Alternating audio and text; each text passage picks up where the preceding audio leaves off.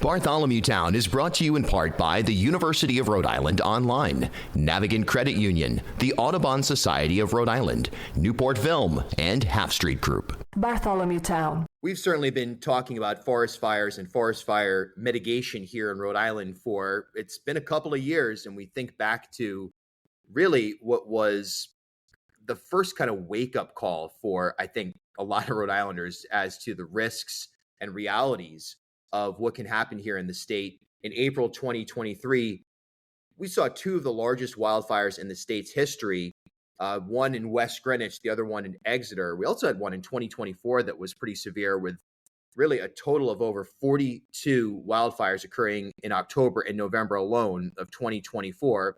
Somebody who's been all over this issue because she's experienced it. Well, she's experienced fire firsthand, and she's experienced the realities of those Exeter wildfire firsthand, as a representative of the area is Representative Megan Cotter. We've talked about this on the podcast before, and there's some new legislative initiatives, and we're going to talk about that today and kind of where we stand. Rep, good morning, and thanks for the time. Good morning, Bill. Thanks for having me. It's always a pleasure. It's interesting that I think back to that Exeter forest fire, and in the aftermath, I was with you as we went into sort of, I hate to use the term, but it's accurate, ground zero, driving around with Chief Cattell, and just getting a sense of, wow, this was real. This wasn't just a little brush fire that got out of control. This really impacted on an ecological level a substantial portion of the woodlands in Rhode Island. And it was from there that we started to really, at least I started to really understand the scope of forest fire prevention in Rhode Island and how it's been peeled back. Give us a sense of the environment that occurred on a forest fire mitigation level ahead of that major fire in 2023. I think that was like the tip of the iceberg, the fire of really kind of exploring what we're doing as a state and what we're clearly not doing as a state. And so it was eye-opening for me, as for you, and I think a lot of other people, to really kind of start understanding what's happened to our forestry. Climate change is real, and we're experiencing that right now every day. And you look at the gypsy moth or the spongy moth epidemic that we had, the epicenter of that was in Richmond, Rhode Island, which is in my district, and that spread out from there. So you have Exeter, which is right next door, and these are all woodland areas. And so that decimated our tree population. DEM was only able to work within 1% of our forested land. We're a state that's over half forested. That's a real problem. So as we started to kind of understand the funding and what's going on and what's not going on, it's become very clear that we need to invest more. So, the green bond, making the green bond greener, was a huge initiative last year. We were successful with that campaign, adding $3 million for forest management. Actually, I think it was $5 million for forest management. We were advocating for 3. We ended up getting 5, which was phenomenal and amazing. And by the way, that overwhelmingly passed in every community. The green bond is something everyone cares about. It transcends political parties. It transcends folks' beliefs. Everyone can agree that we need to properly manage our forests. Now, with that being said, now DEM is doing the work with that money. They have a big project, I think, in Scituate. They have a big project in Richmond. And I've had some folks in Richmond reach out to me and they said, they're cutting too many trees down. Well, the problem is that there's a lot of dead trees. There needs to be thinning. So when you see these projects happen, some folks are starting to get concerned that it's a clear cutting project, but it's not. It's vitally important for the health of the forest. And so these projects are going to continue, which is a wonderful thing. We need to plant more trees as well. But we need to make sure that we're giving DEM the tools that they need to be successful in these endeavors. And so the $3 million is just, or $5 million is just the start. Since we talked last, I've also been appointed as a commissioner for the Northeast Forest Fire Prevention Commission. Each state has 3 commissioners. It's all of New England, New York, and provinces in Canada. So Montreal, Quebec, Prince Edward Island. And I had my first meeting with them. And that was really eye-opening with DEM, because there's so much more work that needs to be done here in Rhode Island. But I'm also really looking forward to learning how other states fund their forest management, how much they're spending per square mile. And I really want to see where Rhode Island falls in that. Are we, I can guarantee you we're not spending the money we need to spend, but I'd like to see where the revenue comes from. Maine, for example, where are they getting the revenue from for that? And see, is that something we can do here in Rhode Island? Really interesting. And look, there are three sort of immutable truths that apply to forest fires and forest fire risk. And you just touched on all of them. One is climate change. I mean, temperatures are rising. We have longer dry periods and there's more susceptibility. Invasive species, whether that be moths or, otherwise, that creates an environment that enhances the risk of wildfire. And as you just mentioned, the forest health, you got a lot of beech leaf disease and pest infections that have led to dying trees. Those trees end up being essentially literally the fuel for fire. And we saw that play out in 2023 in Exeter. And look, the management of the forest is front and center to this conversation because we're not going to, as a state, we're not going to be able to stop climate change. At least right now, we're certainly able to be resilient. So in that context, you have co-sponsored legislation, and I want to make sure I have the exact numbers right. On the House side, you're sponsoring this. It calls for 10 new full-time equivalent positions within the Rhode Island Department of Environmental Management to focus on woodlands, forest, and forestry projects. So you kind of already set it up, but tell us why that's important to have full-time positions that are overseeing this space.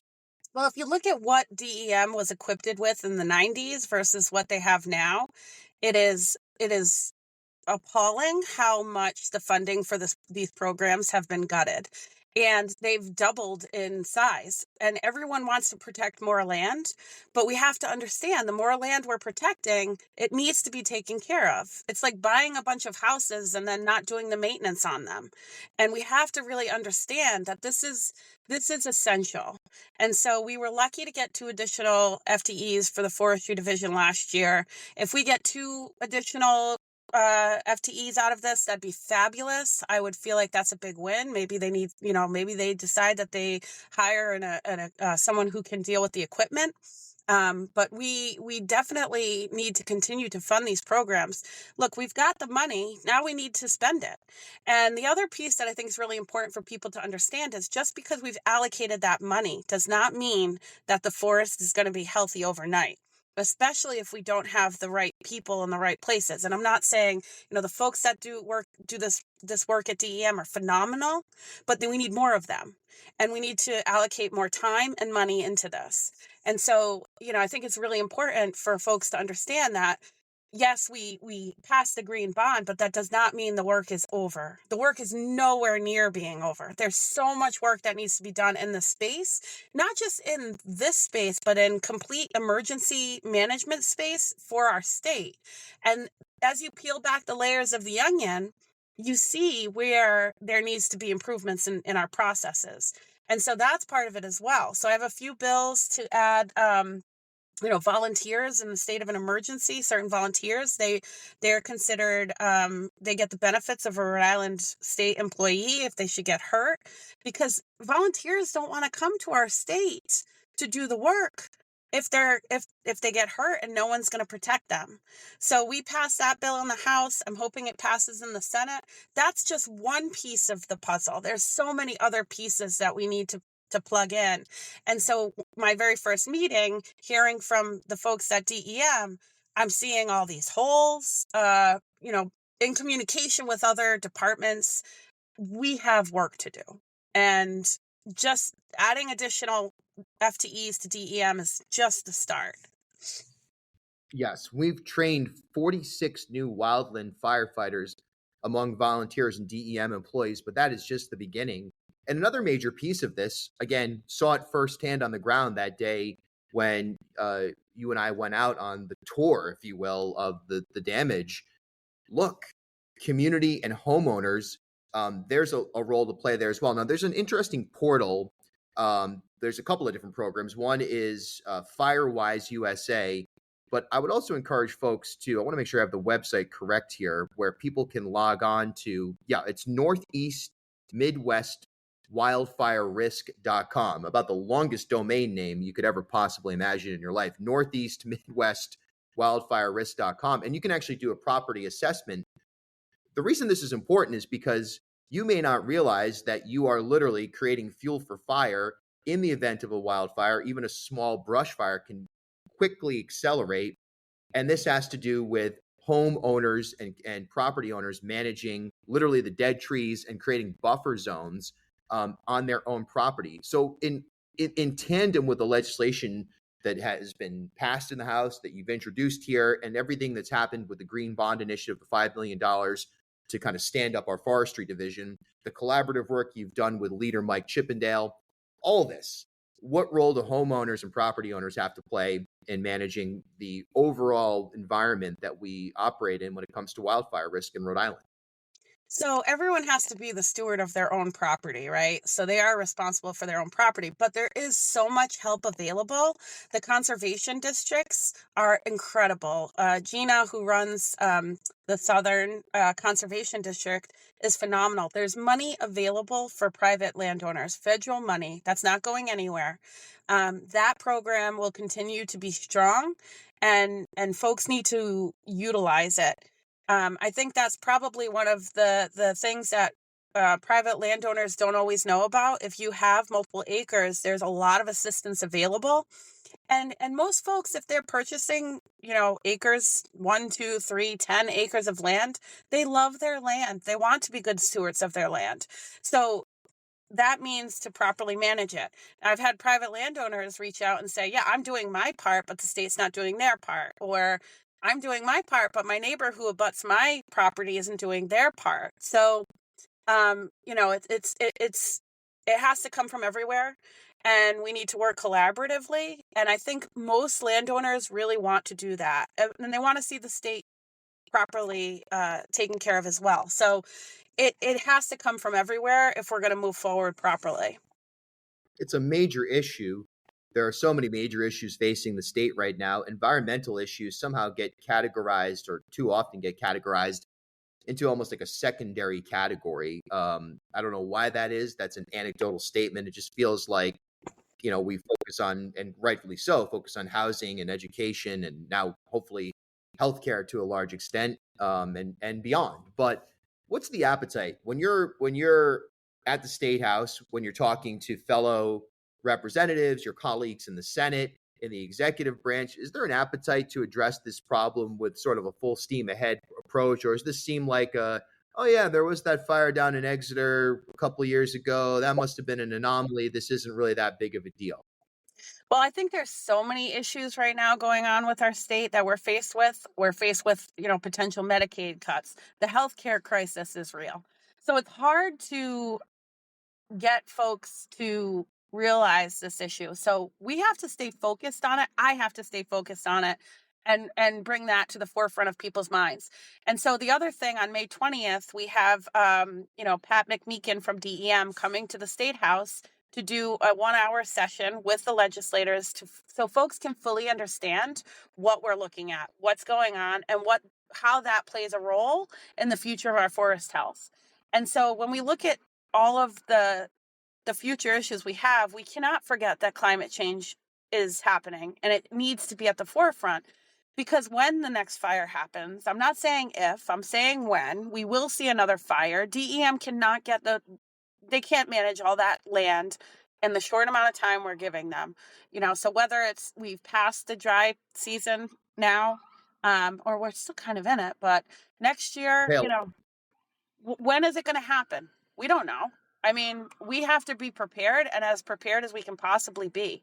And so this has to be at the forefront. And one of the other things that really needs to happen is DEM, EMA, local fire departments, local EMAs, we need to all be on the same page so that when we have another incident, whether it's a hurricane, a forest fire, whatever it is, we are prepared. Everyone knows what they're doing. And sometimes it seems like, and from my meeting at DEM, one of the concerns I have is everyone's is siloed.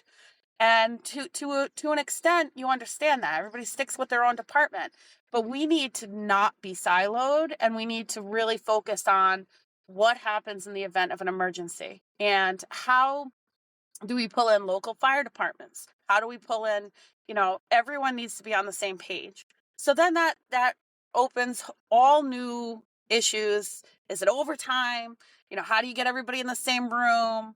How do you have these practice, these practice exercises?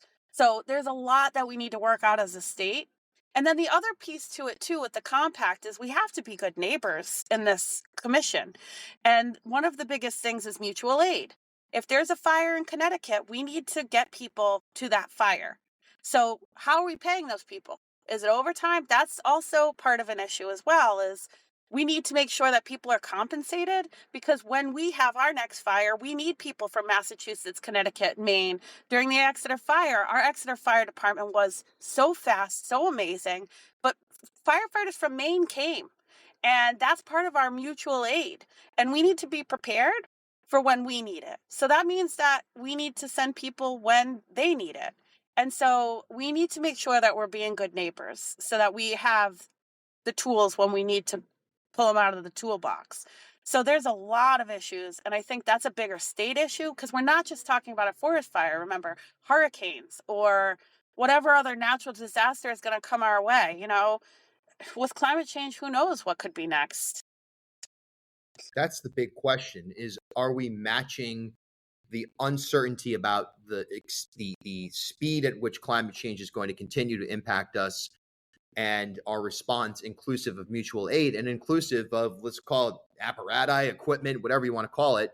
It could be as basic as National Guard troops that are flying helicopters with buckets that literally dump water on fires. It could be technology that's emerging, tools that we can use to measure.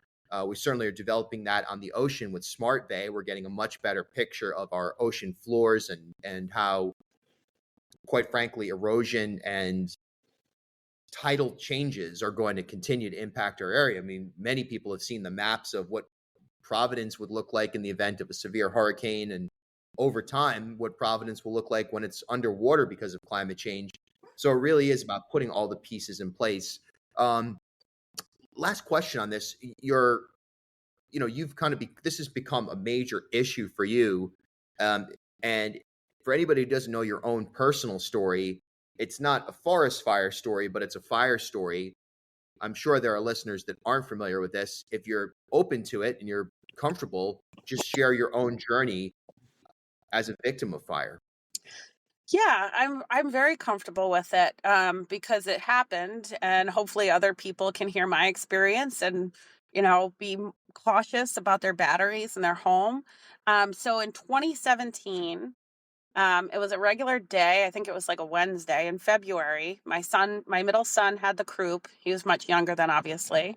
And he stayed home from school. My husband's turn to stay home with him. It was right after Christmas, it was February. And so we had just purchased him a really cool new remote control car.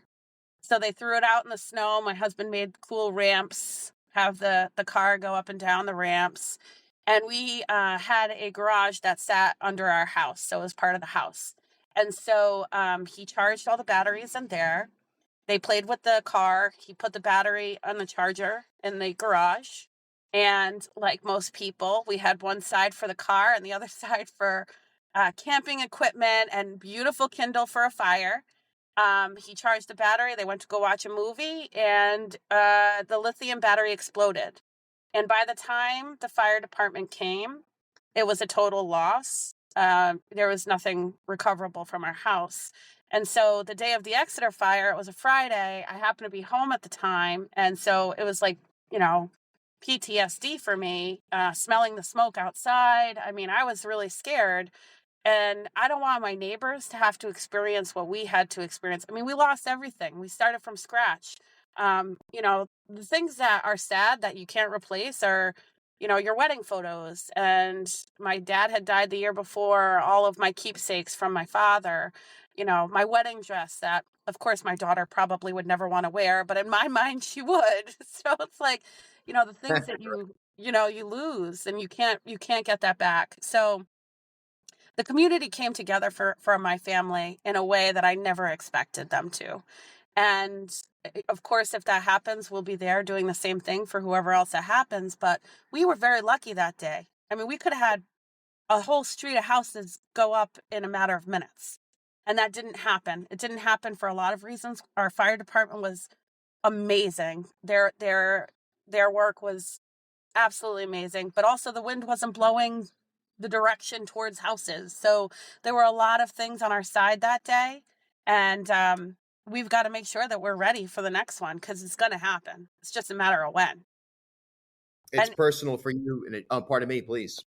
Well, just, I just want to reiterate to the listeners that, a lot of people are like, great, we got the green bond done. That doesn't mean the work is over, and it doesn't mean our forest is going to be ready tomorrow for another fire. So we have to be prepared and anticipate that the work is not going to get done overnight. It's going to take years to get to the healthy forest that we need. And, we've got to make sure that we're still pounding that drum, because if we're not, no one else is. Yeah. And it's personal for you. It should be personal for the whole state. Representative Megan Cotter, as always, thanks for your time and your work on this and many other issues. Thanks for having me, Bill. I always enjoy being on your podcast and talking to you. Hey, thanks for stopping by Bartholomew Town. For more content, follow me on Instagram @Bill Bartholomew.